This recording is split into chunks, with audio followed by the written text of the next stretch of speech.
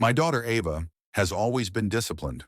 While other teens were partying through high school, Ava was doing early morning drills, training on weekends and studying military strategy.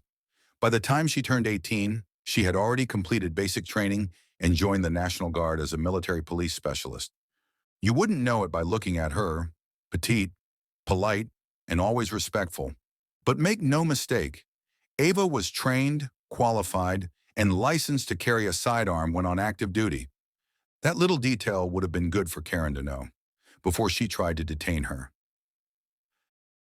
The concerned citizen. We live in a quiet, gated community where people know each other, but there's always that one person who assumes she's the neighborhood authority. Enter Karen, a self-appointed watchwoman with no credentials and a serious superiority complex. She once reported a delivery driver for looking suspicious because he had tattoos. It was only a matter of time before she turned her sights on Ava. The day it all went down. It was a Saturday afternoon, and Ava had just returned from National Guard training. She was still in uniform, and per regulations, she had her duty belt with her secured sidearm holstered at her hip. She stopped at the park near our home to decompress and FaceTime one of her squad mates. She wasn't doing anything but sitting on a bench in uniform, quietly talking and laughing. That was enough for Karen. From her porch across the street, Karen marched over, phone out, filming, already narrating like she was breaking a news story. This is a young armed individual in the park. No badge, no authority, just loitering and intimidating families. I'm going to detain her until the police arrive. Ava looked up and calmly said, "Ma'am, I'm in uniform. I'm National Guard Military Police. Please step back." But Karen didn't care. She lunged for Ava's arm. That's when the tables turned. Before Karen's hand could even make contact, Ava stood up. In one swift, controlled motion, just like she was trained, she stepped back, secured her position, and placed her hand near her holstered sidearm without drawing. "Ma'am," Ava said, "this is your only warning.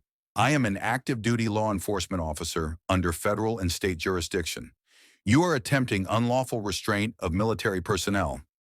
Karen froze. You're lying. You're just some kid in costume." Ava pulled out her military ID and badge, holding them up calmly. "Everything I'm doing is legal. What you're doing is not. You just attempted to detain and physically grab a federal service member. That's a chargeable offense." That's when I arrived. I had just pulled up from the grocery store and saw the confrontation from the street. Karen was still blabbering into her phone, unsure of whether to double down or run. I stepped in, phone camera rolling now myself. "You might want to stop talking," I told her, "because this is all going on record." The authorities arrived. Within minutes, a patrol unit showed up. Karen had called 911, insisting a young girl with a gun was threatening her. The officer took one look at Ava's uniform and credentials, then turned to Karen. "You touched her?" he asked. Karen stammered.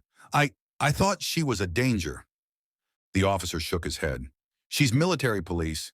She's more authorized to carry than I am. You're lucky she didn't arrest you herself." Karen's mouth opened, then closed. She was escorted back to her home and told she would be receiving a notice for attempted assault, false reporting, and interference with a military officer. We didn't press full charges. We didn't want the drama. But the incident was documented officially. The aftermath. Karen disappeared for a while. Rumor has it the HOA asked her to take a step back from her safety patrol activities. Good move.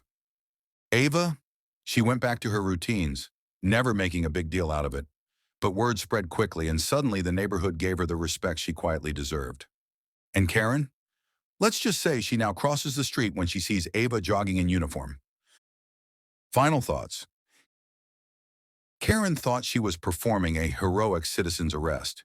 What she didn't realize was that the teen with a gun was better trained, more credentialed, and more lawful than she could ever dream of being. Maybe next time, she'll think twice before grabbing someone wearing a badge and a camo patch that says military police.